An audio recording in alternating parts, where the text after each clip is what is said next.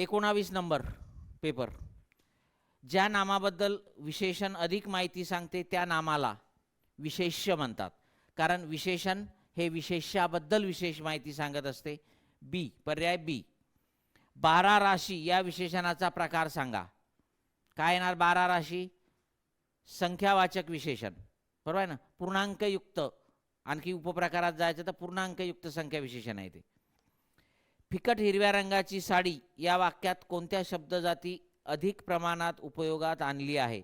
फिकट, हिरव्या, पिवळ्या, ठीक आहे, हे काय आहेत? सर्व विशेषण आहेत. मग त्याच्यामध्ये विशेषणं अधिक वापरलेली आहेत. म्हणजे सी पर्याय आहे. ठीक आहे, 3 नंबर.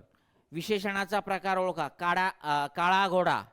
काळा घोडा, काळा गुणविशेषण. हे रंग जे आहेत ना, काळा, हिरवा, पांढरा, पिवळा, लाल वगैरे सर्व गुणविशेषणामध्ये येतात. रंग, गंध, स्वाद, गुणविशेषण. अर्धी रक्कम, पाव हिस्सा, पाऊण माप ही संख्यावाचक विशेषणे कोणत्या प्रकारात मोडतात? अर्धी, पाव, पाऊण. अपूर्णांकयुक्त गणनावाचक संख्या विशेषण. कशामध्ये येतात ही? अपूर्णांकयुक्त गणनावाचक संख्या विशेषण.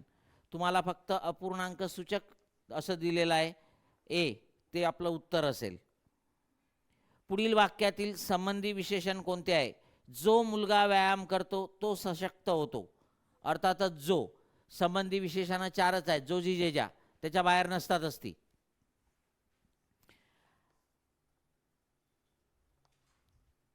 रस्त्याच्या बाजूने काही माणसे चालली आहेत या वाक्यात आलेल्या विशेषणाच्या बाबतीत कोणते विधान बरोबर आहे? या वाक्यामध्ये विशेषण कोणतं आलेलं आहे? काही माणसे. काही हे विशेषण आहे आणि ते काय आहे? अनिश्चित संख्या विशेषण. काही हे संख्या दर्शवते पण आपल्याला निश्चित संख्येचा बोध होत नाही. दुहेरी हा शब्द संख्या विशेषणाच्या कोणत्या पोट प्रकारातील आहे? आवृत्तीवाचक. दुहेरी, दुप्पट, तिप्पट, द्विगुणित, त्रिगुणित. ठीक आहे. पृथकत्ववाचक संख्या विशेषणाचे उदाहरण कोणते? 5वी खेप, एक एक मुलगा, 56 मोती, थोडी विश्रांती.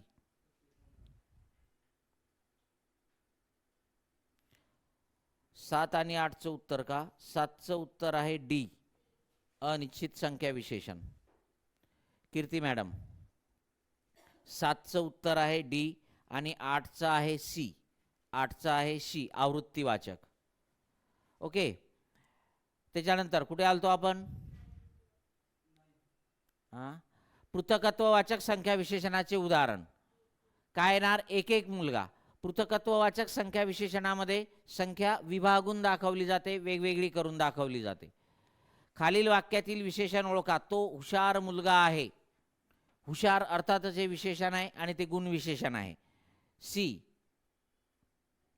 ठीक आहे. मला 5 रुपये द्या या वाक्यात कोणते विशेषण आहे? 5. काय? संख्यावाचक, बरोबर आहे. आणि पूर्णांकयुक्त आहे. ते पूर्णांकयुक्त गणनावाचक संख्या विशेषण आहे. डिटेलमध्ये जायचं तर बी नंबरचा पर्याय. ओके. त्याच्यानंतर पिवळी धमक टोपी यातील विशेषण प्रकार ओळखा. पिवळी धमक हे काय? गुण विशेषण आहे. बी. 12व्याचं उत्तर आहे बी. काही मुले खेळत आहेत. काही कोणत्या प्रकारचे विशेषण आहे? अनिश्चित संख्या विशेषण. काही म्हणजे नेमकी किती आपल्याला कळत नाही, लक्षात येत नाही.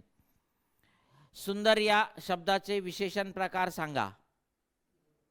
गुण विशेषण, गुणवाचक, बरोबर आहे ना. गुणदर्शक, गुणवाचक, गुण विशेषण. सी, त्याचं उत्तर पर्याय क्रमांक सी.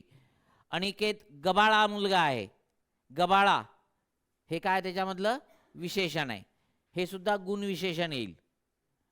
गबाळा हे सुद्धा काय? गुण विशेषण येईल. ठीक आहे. त्याच्यानंतर म्हणजे डी पर्याय उत्तर बरं का त्याचं. 15चं डी. 16 श्वेता सुंदर आणि हुशार मुलगी आहे. काय येणार? सुंदर आणि हुशार, गुण विशेषण. सुंदर आणि हुशार, गुण विशेषण. विशेषणाचे किती प्रकार आहेत? 3 प्रकार आहेत. मुख्य प्रकार, तीन आहेत, गुण विशेषण, संख्या विशेषण आणि सार्वनामिक विशेषण. रस्त्याच्या बाजूने काही मुले चालली होती, पुन्हा झालं हे काही, हे अनिश्चित संख्या विशेषण आहे. ठीक आहे. त्याच्यानंतर 19 वाक्यातील विशेषण कोणते? काळा कुत्रा भुंकतो, काळा गुण विशेषण आहे. ठीक आहे. खालील परिच्छेदातील 5 रिकाम्या जागा योग्य विशेषणांनी भरा. बराबर. तो हुशार विद्यार्थी असून त्याची तीक्ष्ण बुद्धी, शिस्तबद्ध अभ्यास पद्धती आणि सातत्यपूर्ण मेहनत यामुळे तो परीक्षेत मोठे यश मिळवतो. बी त्याला लागू पडते. बी.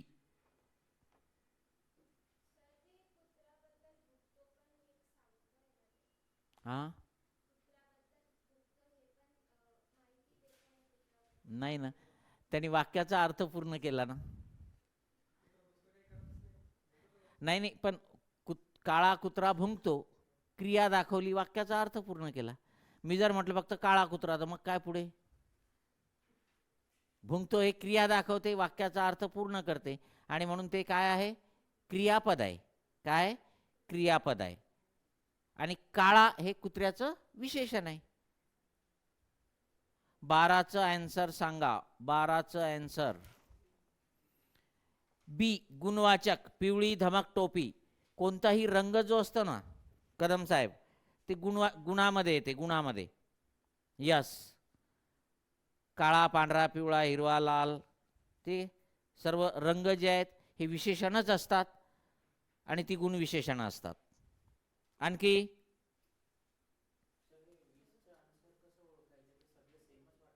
हां, मग तेच महत्त्वाचं आहे. तुम्हाला कन्सेप्ट क्लिअर पाहिजे. कन्सेप्ट क्लिअर पाहिजे. सेम कसं काय वाटणार? कोणतं मोठं? अच्छा, या प्रश्नाचं म्हणता का तुम्ही? हां, काय मोठा? नाही ना, मोठा नाही म्हणणार ना आपण. मोठा यश मिळवतो असं नाही म्हणत आपण. मोठेच. मोठा शब्द प्रयोगच नाही करता येणार.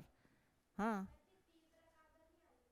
हां, तिसरा का बरं नाही आला? तीव्र. नाही नाही, त्यांनी आता पर्याय दिलेला आहे आपल्याला. पर्यायात काय दिलेला आहे? तीव्र कुठे लागू पडते ते बघायचं. तीक्ष्णचा आपला काही विषयच नाही. तीक्ष्ण कुठे दिलेलंच नाही आपल्याला. कुठे? हां, नाही. आता बघा, बुद्धी जी असते त्या बुद्धीला आपण जनरली काय म्हणतो? तीव्र म्हणतो का? तीव्र बुद्धी म्हणतो का आपण? तीव्र म्हणजे काय म्हणता येईल तुम्हाला? पॉइंटेड. चाकूची धार तीव्र आहे असं म्हणतो आपण. आणि तीक्ष्ण म्हणजे सुद्धा लगेच ज्याला लक्षात येते त्याला तीक्ष्ण बुद्धी म्हणतो आपण. लक्षात आलंय का? हां, त्यामुळे तीव्र तिथे लागू होणार नाही. हां, प्रॉपर शब्द कोणता तुम्हाला हे करता आला पाहिजे.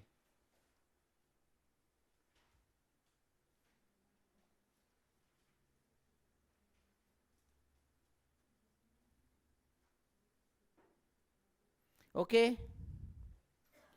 चला थांबूया आपण इथे.